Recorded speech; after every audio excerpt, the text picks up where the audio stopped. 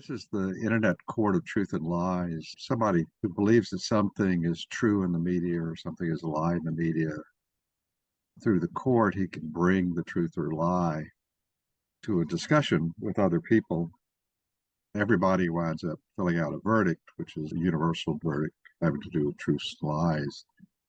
What that verdict is really for is to initiate what I call enforced moderated dialogue, which is focused dialogue on whether or not something is true or a lie. And the result of the enforced dialogue is the person who believes something is the truth or a lie finds out things about what he believes that are surprising from other people.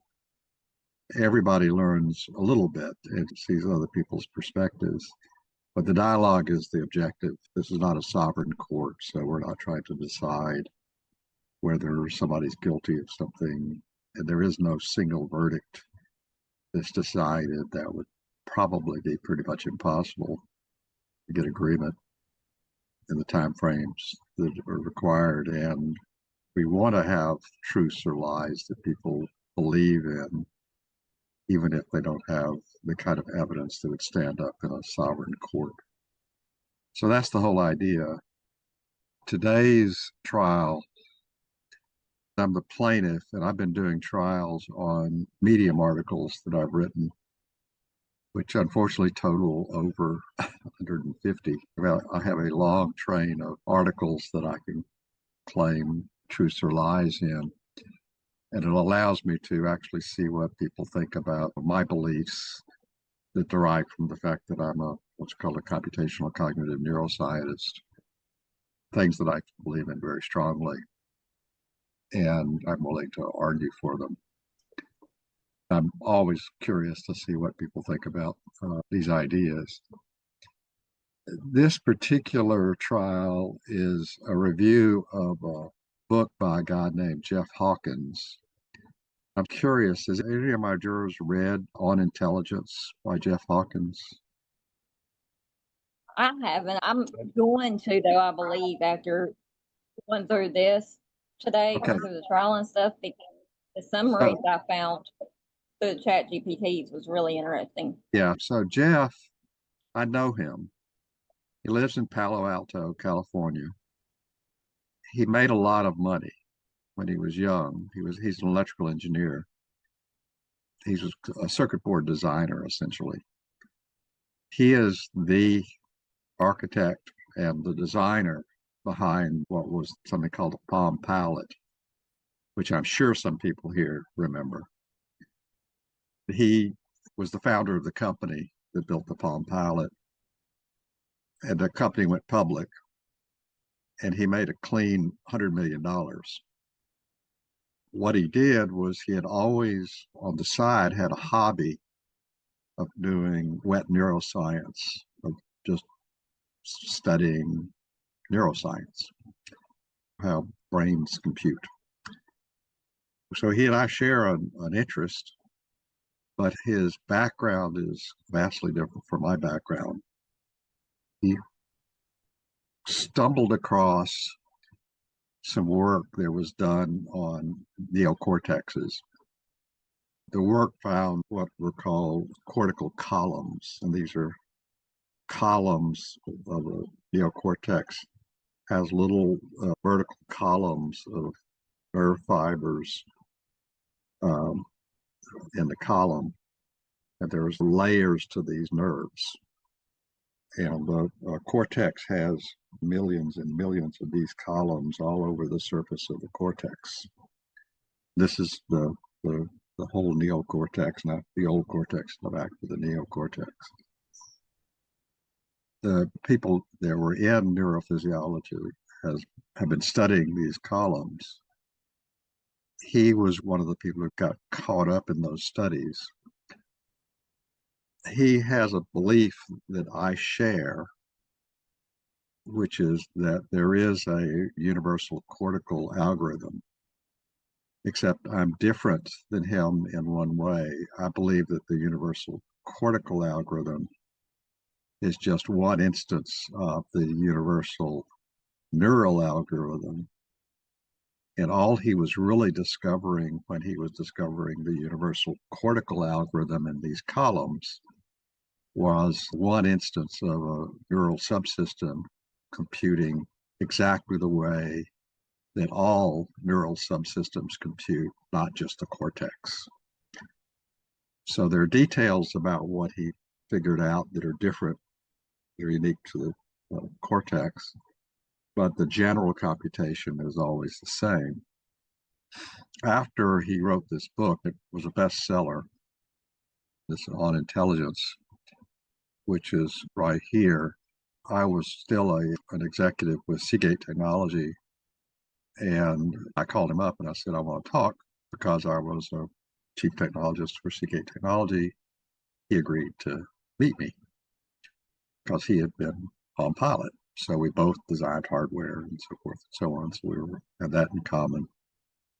I met with him, and he basically has no background in human natural language. He has no background in linguistics. He has a background in electrical engineering and neurophysiology. And he believes he's discovered all this stuff. But basically, after he wrote this book on intelligence, he went to Berkeley and he funded a center at Berkeley to study what he wanted to study. And what he found out, to his chagrin, to his sadness, was the neurophysiologists who were the real scientists in this stuff thought he didn't know what he was talking about. Not that what he was saying was wrong. He just had a lot of hubris, and he thought he had solved a problem that most of the existing scientific community had figured. Tell me something new, please. Okay, you haven't solved the problem. We all understood this before you thought of it.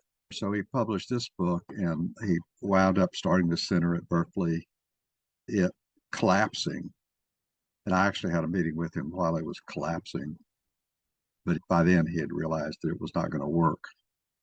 He had started this work on this new book. When it came out, I had hope because there he was saying what I'd been telling him, that the brain is this massively parallel compute thing, and that it's not composed of one brain. The brain between your ears is the result of at least 500 million years of evolution, which is quite a bit of change.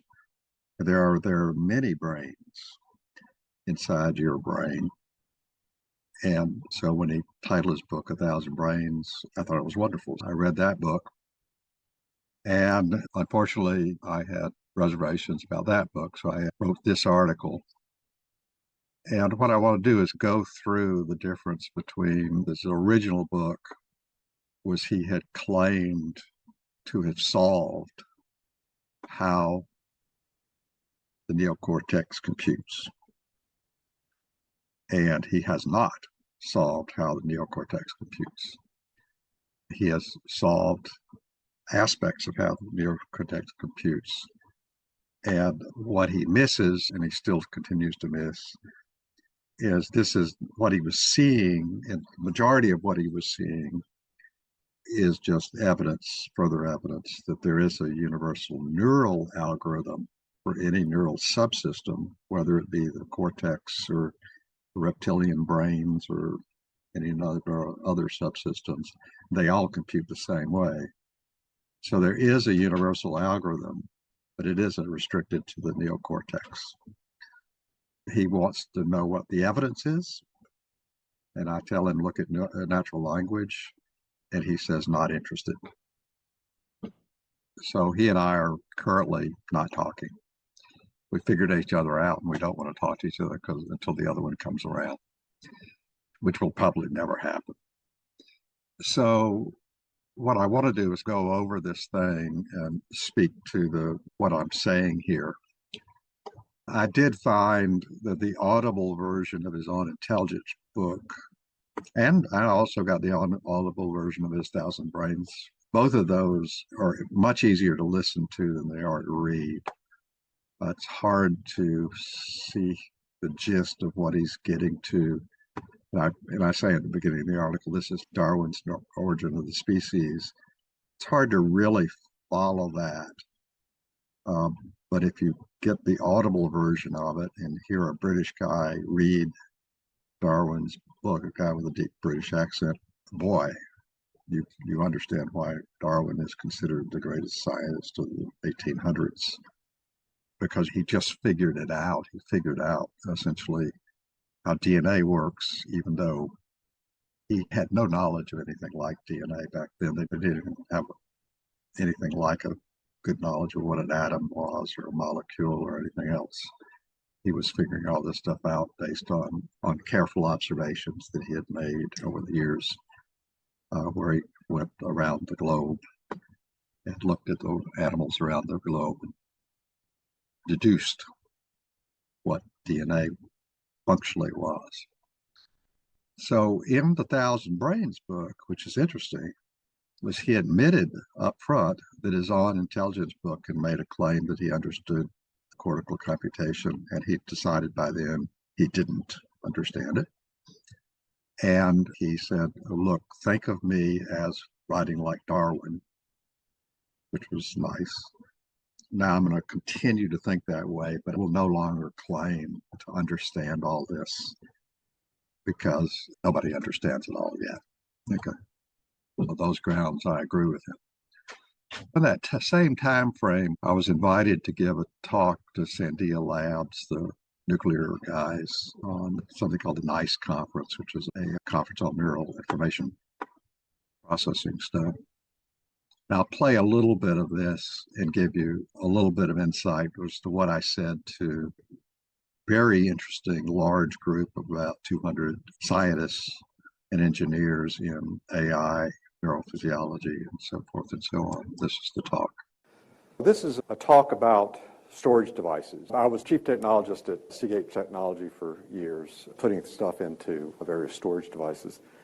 So one problem that I think is a really interesting one for telling us a little bit about how the brain works, and that'll be the purpose of this, is I would like one storage device to speak English to the other storage device to then be able to answer questions about what it learned from the first storage device.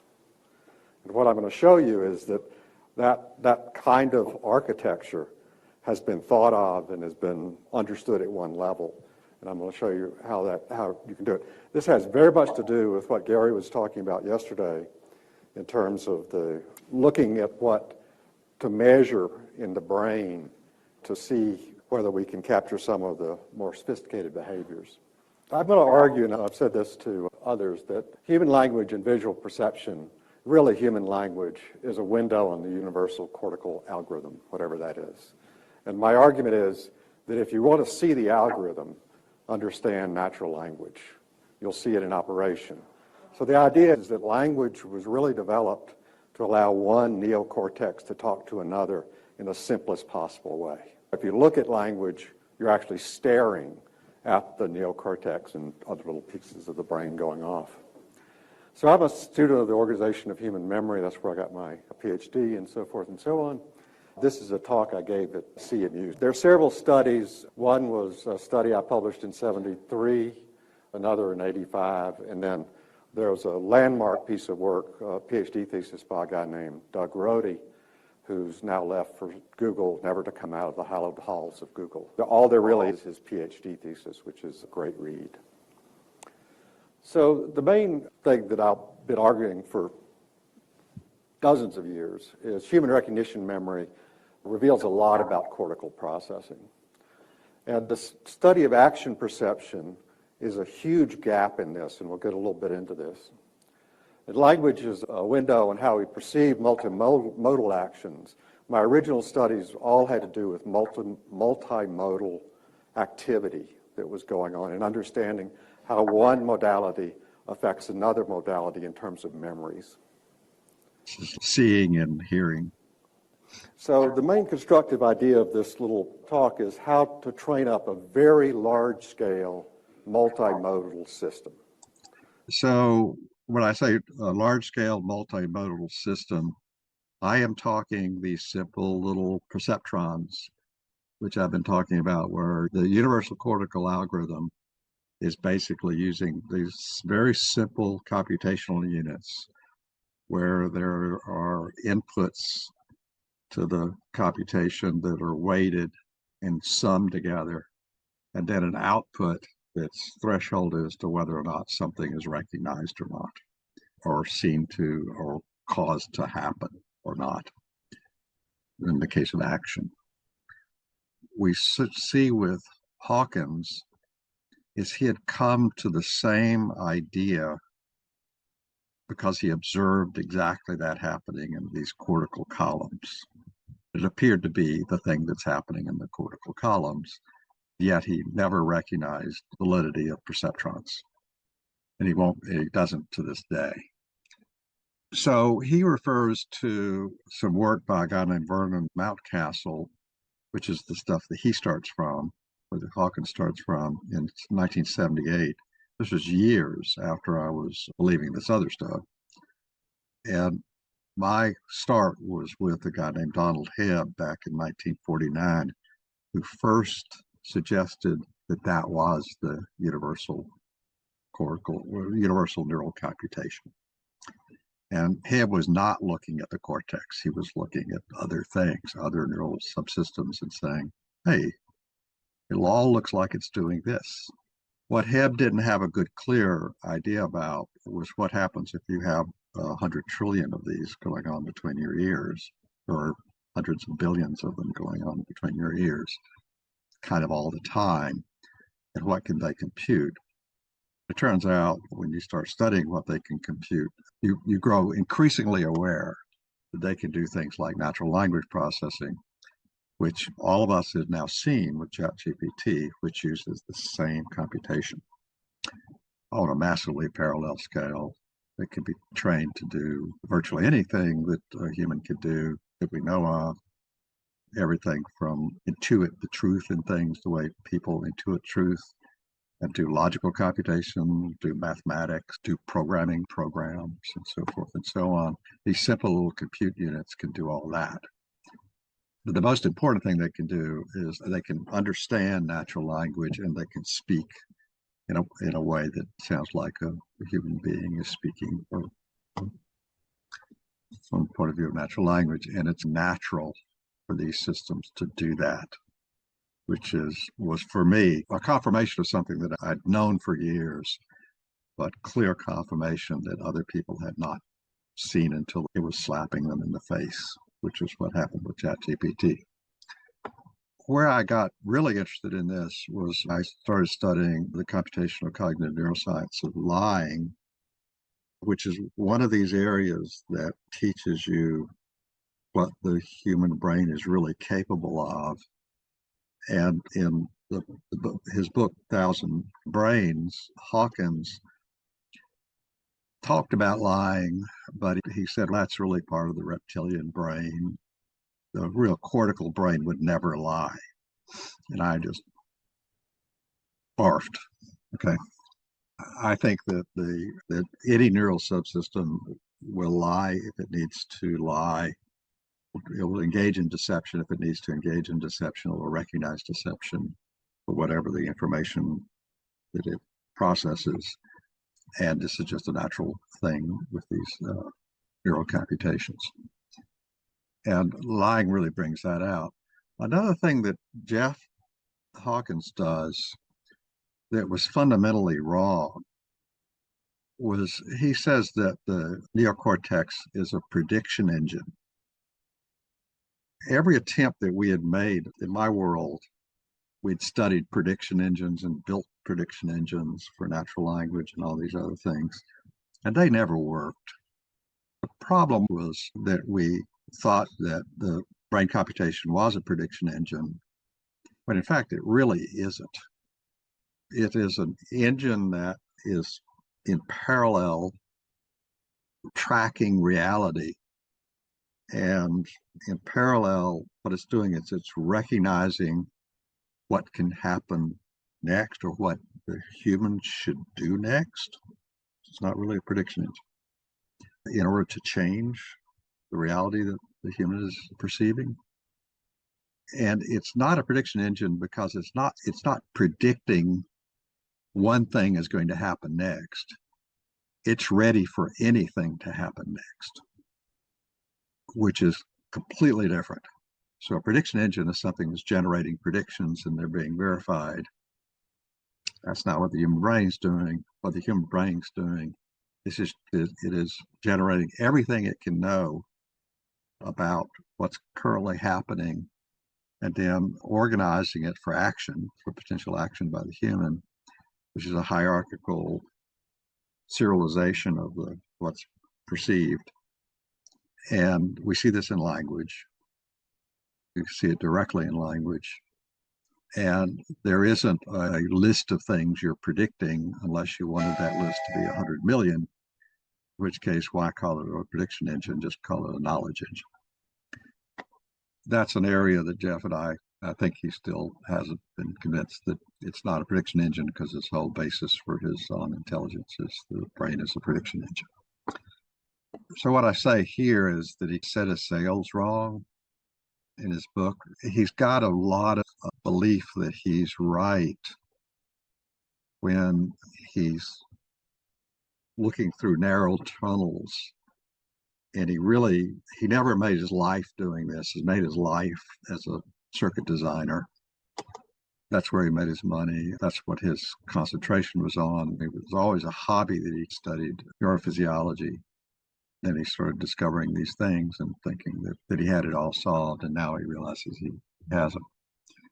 One of the things he says is that all evil in human interaction comes from your reptilian brains. And all good in the world comes from your neocortex. That doesn't make any sense. I believe that the neocortex is heavily involved in all evil and all good. And your reptilian brain can well be involved in good things, particularly if you want to know when you're supposed to eat, for example. I also believe that the vast majority of all computation is completely unconscious. And he really doesn't have a stance on that. He says nobody knows what consciousness is. Nobody can understand it. And therefore, I won't try to understand it. I'll just leave that to somebody else to worry about. But he doesn't want to know because he's studying a place, looking at neurons firing and so forth, where you really don't see consciousness. Doesn't see it in terms of overall computation. And his little cortical columns, he can detect that they recognize something. But what he studies is what the scientists who are neurophysiologists study, which is he shows pictures of things like a picture of a book or a picture of a pen or whatever, and they recognize a pen and he can see the column going off recognizing the pen or the column going off recognizing the book. He says what's really important to brain computation is nouns, which if you study languages, nouns are useful, but it's the verbs that are important. And he really doesn't see those because they don't show up in the neocortical studies, his columns.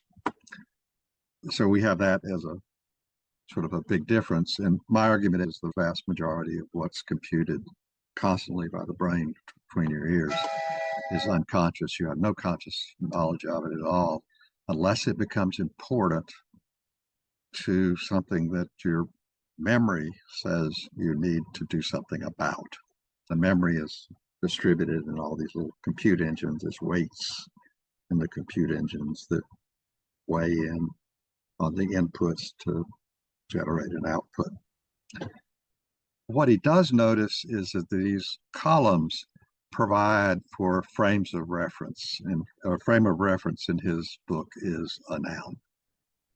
It's, oh, she's pretty. That's a predication to me. And he sees these as references, that it's really she, and the fact that she's pretty is secondary to him. because they can see that this cortical column is recognizing this girl. Okay. And so this is what he does. And I see this as topics of discussion. These are things that cortical algorithms do.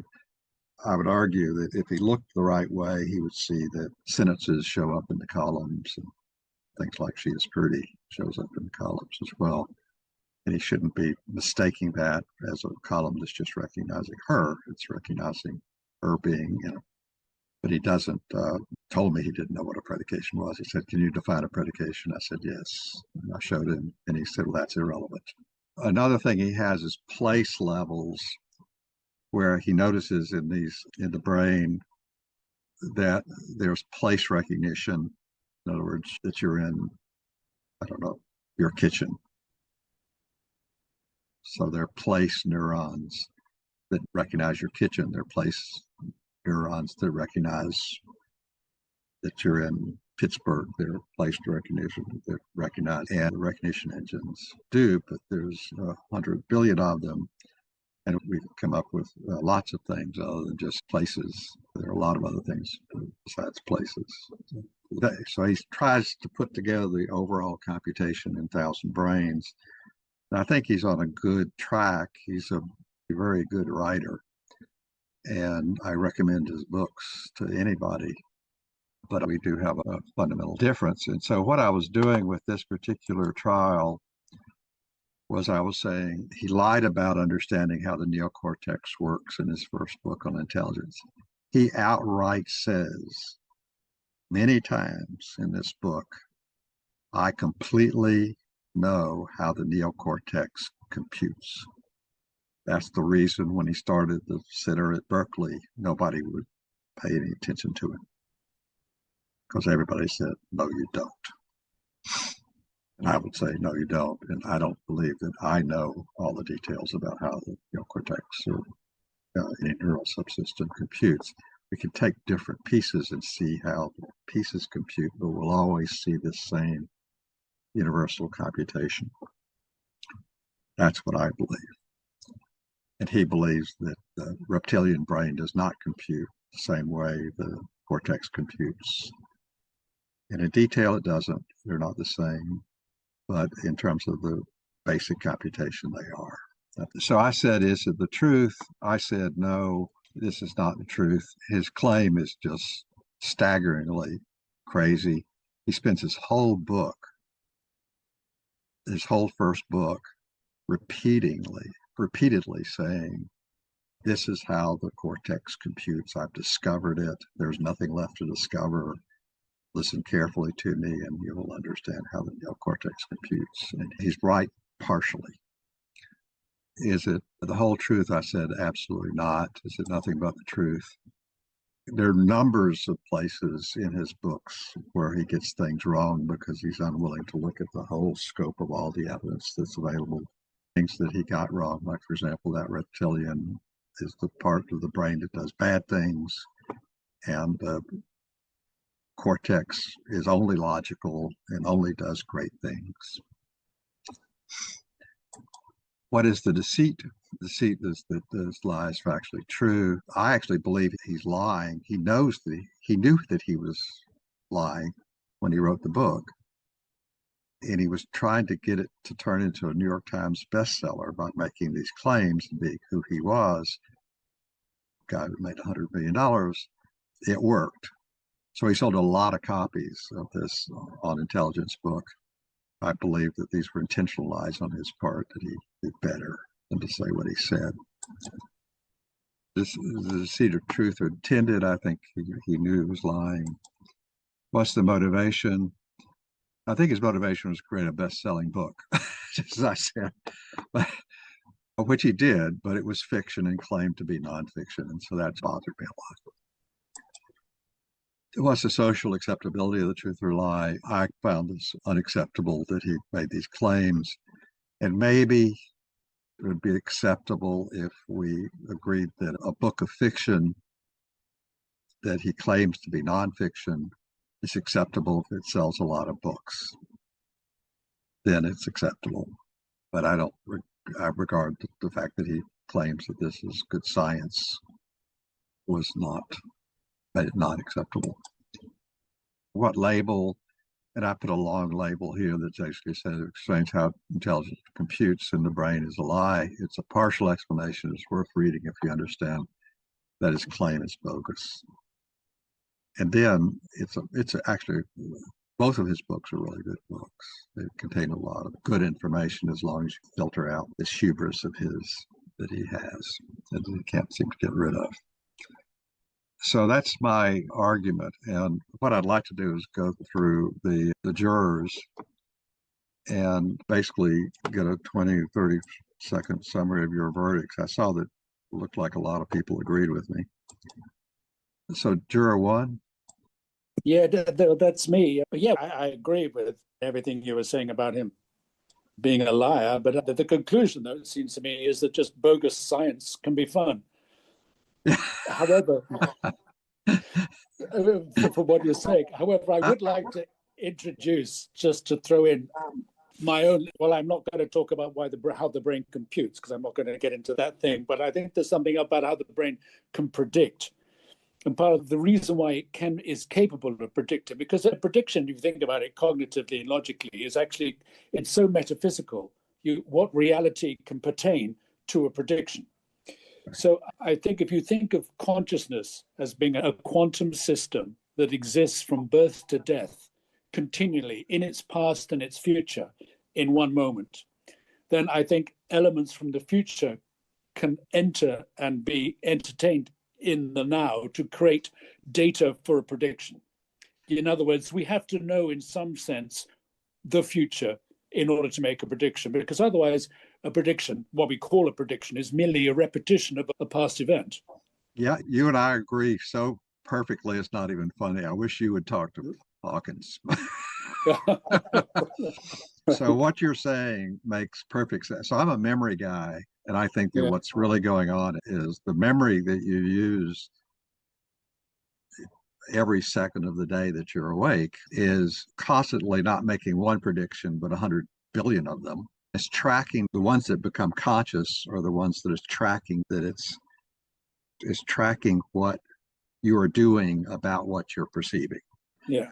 Yeah, but the memory itself is like a prediction engine, but there's 100 billion predictions all being made simultaneously, and one is waking up and saying, I just saw what I was predicting, and this is what we need to do about it, which is the same thing you said, which is the birth to death is one thing in one instant.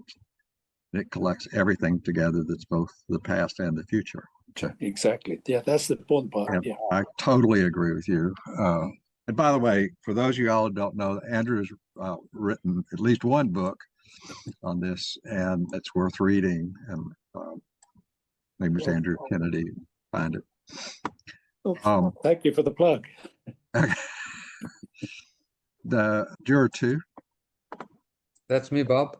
Yeah, I don't know much about how the brain functions. And so most of my verdict, I think I said I don't know, because I wanted to hear you out. But I'm going to challenge you here. You've given no evidence. I believe you because I know you. So I don't know if what you're saying is the truth or not. That's one part of it. So I do believe you. I don't, like I said, I don't know much about, I know about the prefrontal cortex. That's the reasoning part of the brain. Yeah, so yeah, those things are real. Where you see where I come from was this guy, Donald Hebb, in 1949. And he was studying neurons. He was one of the first ones to detect the electrical output of neurons. Okay. He came up with the idea of the perceptron, the little compute unit I just described. And he said, basically, everywhere he looks, he sees them. Where he puts a electrical charge on different synapses, and he watches what the neuron does as an output. This is what he was seeing. And he was seeing that in animals.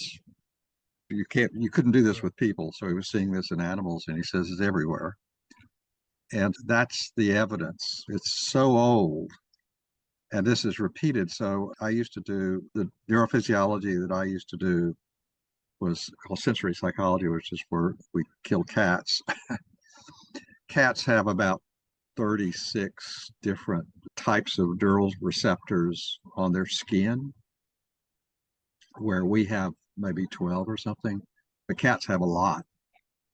What we would do is we would put a cat under, and then we would open it up a little bit to get at the neurons, and then we would essentially play with different of the recepting neurons to see out what they received. And then we would also watch the output of these sensory neurons after they get processed at different points all the way to the cat's brain. So we watched the same thing that Heb watched, and we got the same idea he got. Okay. And that's the evidence. The evidence is you do enough experiments like this, and it starts dawning on you that's what you're staring at. As long as you keep it simple, that's what you're staring at. There's a lot of complexity in the different types of neurons and how they're connected up, which is what you were just talking about a minute ago. But they're all fundamentally computing the same way. Just on the prediction engine part, I won't take too long. I don't feel the brain can predict things. We can predict possible outcomes, but we can't predict for certainty. And if we can, it's based on past events, like Andrew said. Yeah, that's exactly what you and I we're agreeing completely. And the main thing is that I see it as it's predicting 100 billion things simultaneously, or 90 million. Typical numbers that you get are really closer to 90 million things simultaneously. And when you try to count them, and out of that, some of them become true. Some of them are intuited as true. Okay. Not necessarily proven. They can sometimes be intuited with strong enough evidence that you would regard them as proven. So I agree, but I think that to call that a prediction engine is wrong, because prediction engines typically say, here's 10 things. I predict this is the best one, this is the second one, and that's not, when you got 90 million of them going off, don't call it a prediction engine anymore, call it a memory engine. Okay. And it's relying on exactly what Andrew said, which is the past, present, and the future. All three in one instance, for every instance. That's the thought. Is this juror 3 next, or am I already there? Yeah, juror 3, that's me. I agree with your lie, and it's nice to see a lie tried for a change, because all the cases I see are always the truth. Yep. So I just want to throw that in there. I'm surprised he lied in his book, but I also think people as smart as you would know he lied. The average person might believe him. Actually, they don't. So what he did was, because he caught such a huge audience with his lie, because he had this stellar background as the guy who created the Palm Pilot, they believed he was not lying. And it was the people who lived their life on this stuff that knew that he was lying. I would sit in audiences where there were 500 people listening to him talk about his book, rapt thinking that he was not lying, when in fact I could barely sit there. And as could most of the real scientists that would be, when he was in an audience where there were real serious scientists, they had the same reaction I did, which was, shut up, buddy. That's fascinating that someone would lie that he had that kind of credentials, though. Wow. I'm just shocked by that. And the problem was he spent his life doing other things. This was a hobby. And then when he made a ton of money, he decided to quit Palm Pilot, which is what he did. He started studying the stuff, and he discovered this whole cortical column work that had been done. And he discovered how it worked. He didn't do the work to discover it. He discovered the research that had done the work. And he didn't understand what the researchers understood, which was this was just part of the puzzle. And it fit within a larger framework. And he thought that this was a universal cortical algorithm. And the rest of us thought it was a universal neural algorithm that he was looking at. And the fact that the content was cortical content was just because it was in the neural system was in the cortex as opposed to in the cerebellum or something. So that's the thing. So juror 4. That's me, Bob. I have to say that my brain just does not brain like it's supposed to, and you already know that. So when we have these kind of trials here, I'm really fascinated by them, but it just makes my brain work harder and harder to try to computate what's going on around me or whatever, because just compute. It's crazy. Yeah. So you got to realize that I spent years the same way you're feeling right now, where I couldn't figure this stuff out. And it took many years of incredible pain pulling the pieces together to see how these pieces fit. For example, if you'd asked me back in 1974, 75, what did I think of D.O. Hebb's work, I would have said, I don't know. I don't have any feeling for it. I knew about it, but I said to myself, it couldn't possibly be true. It couldn't possibly be true. And then I became to see he was right from 1949. I'm fascinated about this work though, and it just my brain, it won't brain, but it's trying. It's having you're doing great. Yeah. So juror 5. Hey Bob, that's me. So is Malcolm Gladwell a hack? I don't know who Malcolm Gladwell is. You brought up the reptilian brain. Oh, yeah. And he's a guy who's written a number of books on very rapid computation. I've used them for jury selection. So one of his books was Blink. And I take it back. I know who you're talking about. Yeah. And so when it comes to, I can't remember enough about it to get too deep in the weeds, but is Malcolm Gladwell a hack, Bob? No, I think he's actually pretty good. So my memory of reading his stuff was he didn't have the hubris that Hawkins had. And what he was doing, what he was noticing was good stuff. Cool. And there was nothing. I didn't have any complaints about his stuff. I can't generate it, but I do remember reading his stuff and having good feelings. Yeah. Well, the idea of prediction engine is very important, especially when it comes to the reptilian, the reptilian brain, so to speak. The idea that we make snap judgments and then justify those judgments posthumously. So fun stuff, buddy. Yep. So we're in agreement. Yeah.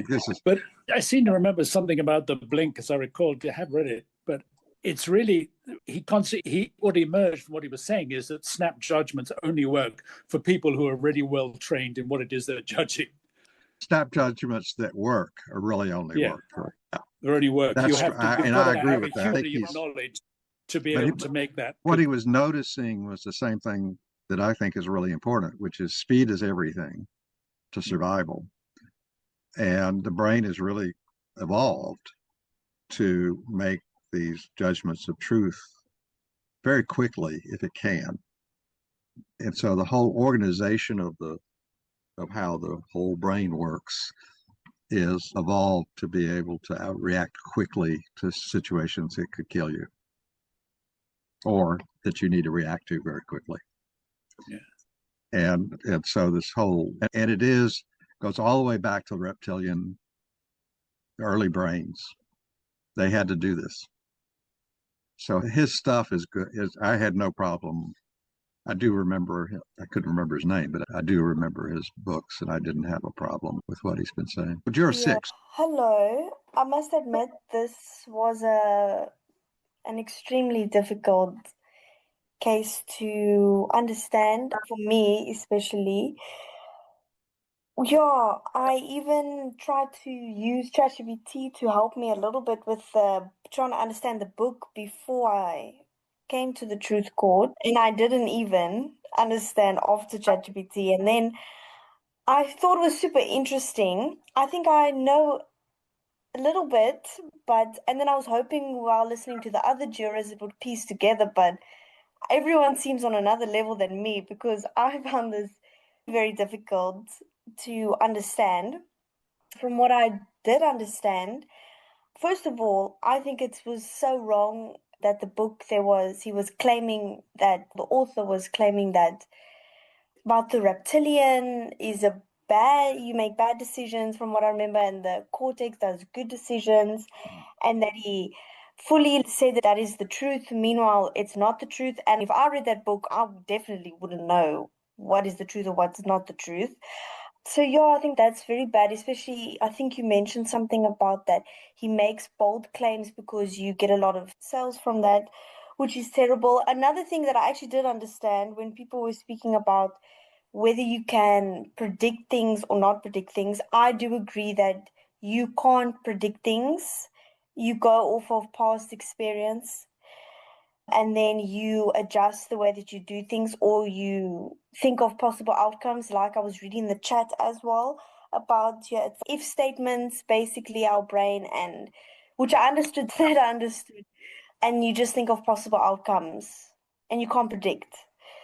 So honestly, I will say my input is I have very limited input because I'm so lost with this, but it was super interesting. I definitely will go read up about this because I found it super interesting about the different columns in our brain. I never even thought about that before. That's crazy to me.